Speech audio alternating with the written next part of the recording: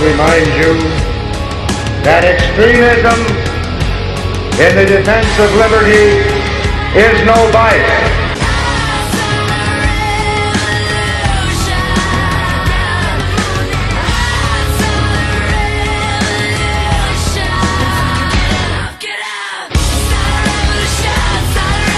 America's evil genius, Travis Cook, back with you once again, and today I wanted to take on one of the biggest criticisms that Republicans and conservatives have faced over the last several years. I wanted to take on the idea that Republicans do nothing but obstruct. Republicans are nothing but a bunch of obstructionists. They don't bring anything new to the table. They don't bring any ideas to the table. They just obstruct. It's not hard to find this criticism wherever you want to look for it. You can go to social media any day of the week and find those criticisms on Facebook and Twitter and so forth. You can go to virtually any newspaper or journalist out there, and they'll tell you the same thing. Any liberal news network will be wall to wall with stories and opinions about how Republicans do nothing but obstruct. And even Barack Obama himself is not above that criticism.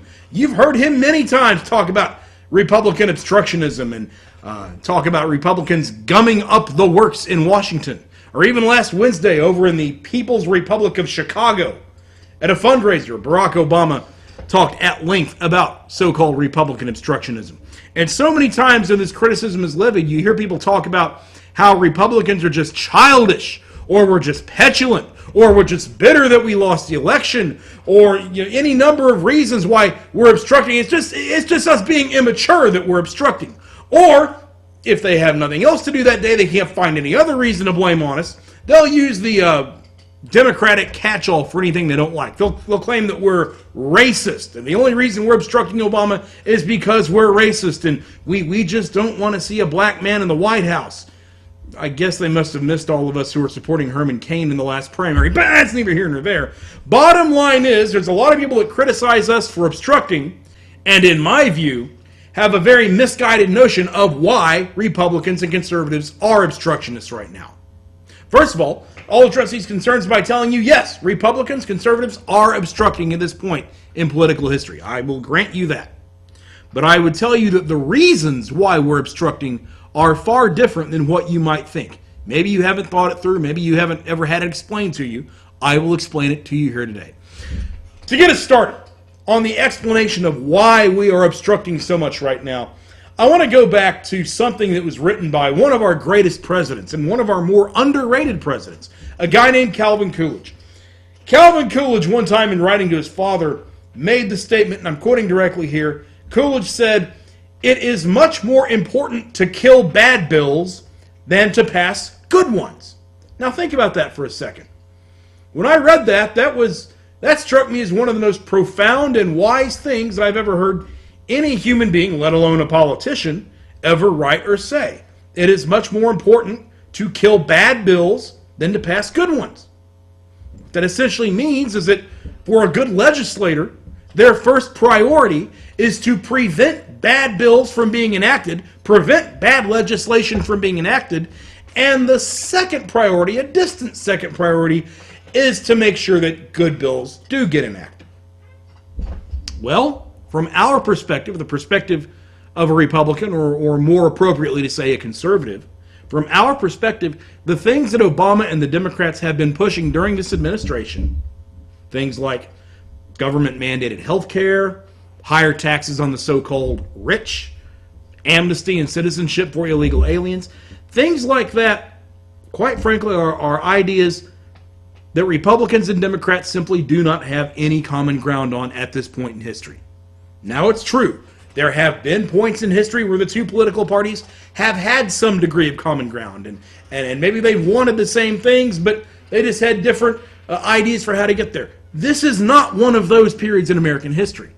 The very ideas that the Democrats are bringing to the table are ideas that we find horrifically detrimental to the nation and even downright frightening in some cases. So there's next to nothing that Republicans and Democrats have any common ground on at this point in time. Everything from our perspective, everything that has been proposed by Obama and the Democrats up to this point has been, in our estimation, bad bills, as Calvin Coolidge might say.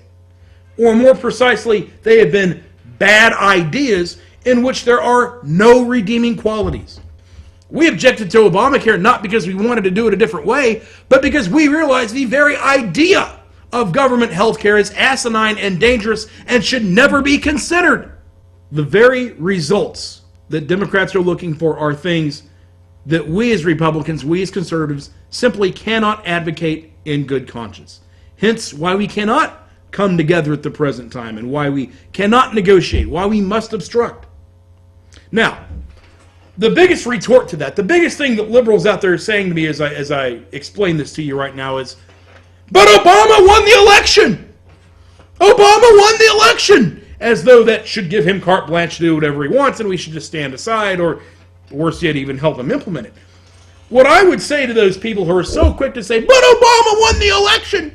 The American people wanted his vision for the future. What I would tell those people is that yes, Obama did win the election. I have no gripe with that.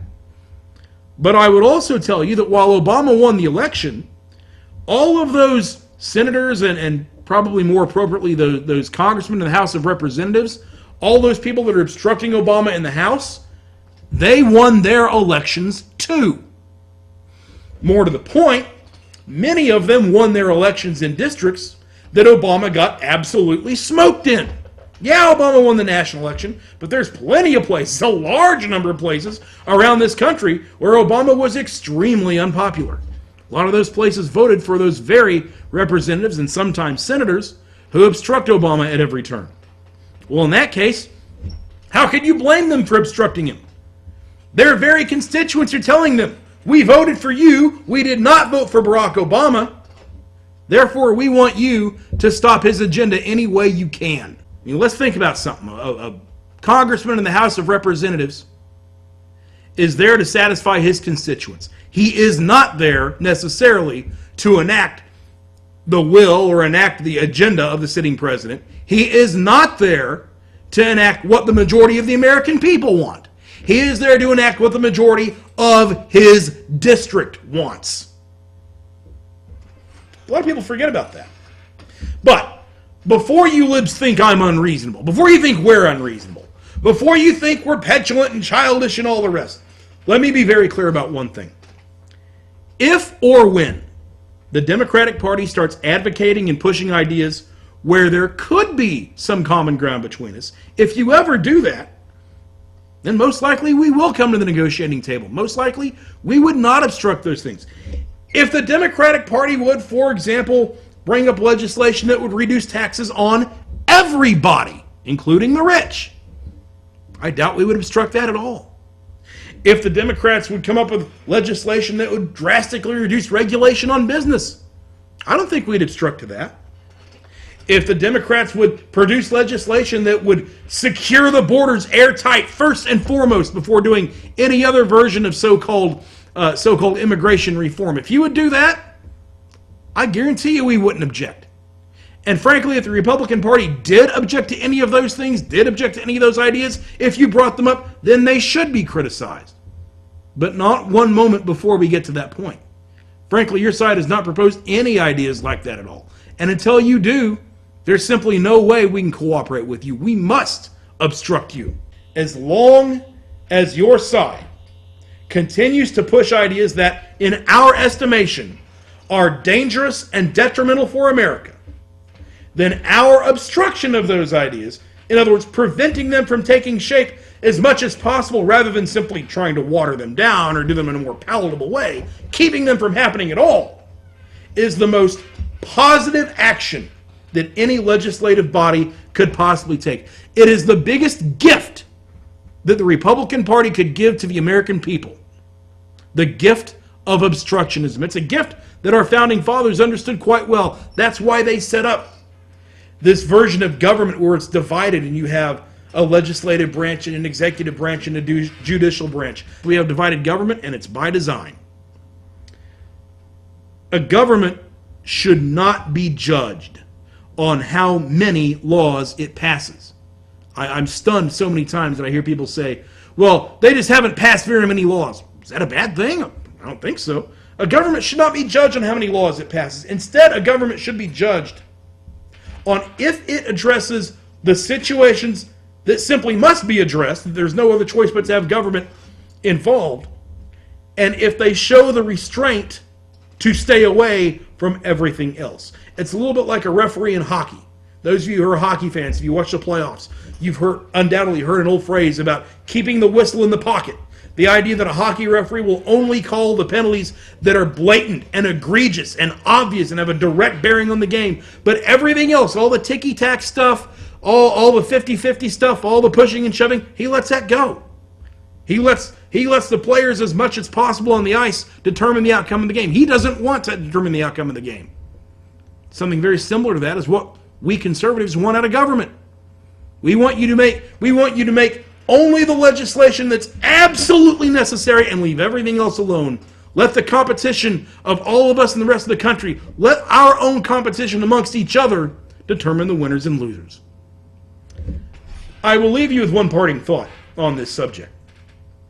Another great political thinker, John Stuart Mill, once wrote that men as well as women do not need political rights in order that they may govern, but in order that they may not be misgoverned.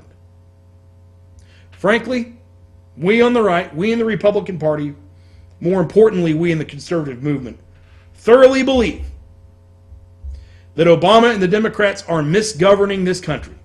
They may not be doing it intentionally, and again, maybe they are, who knows. But at the end of the day, it doesn't matter whether it's intentional or not. It doesn't matter what their intentions are. It doesn't matter what their aims are. The results are they are misgoverning this country.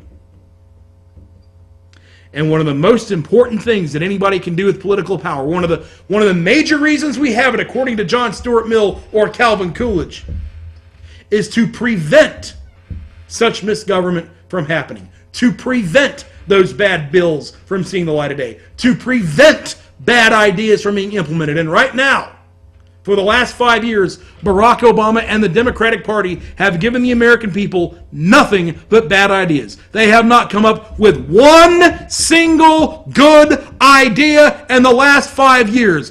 And until they do, we will obstruct you at every turn. We will stop the bleeding until we can get elected and right the ship that is this country. Those of you who criticize the Republican Party for its obstruction should, quite frankly, get down on your hands and knees and kiss our feet in thanks of the gift of obstruction that we are giving you. As bad as things are right now, they would be far worse if we did not obstruct this imbecile at every turn. One day, you will thank us. That's it for this week. This is America's Evil Genius. We will see you next time.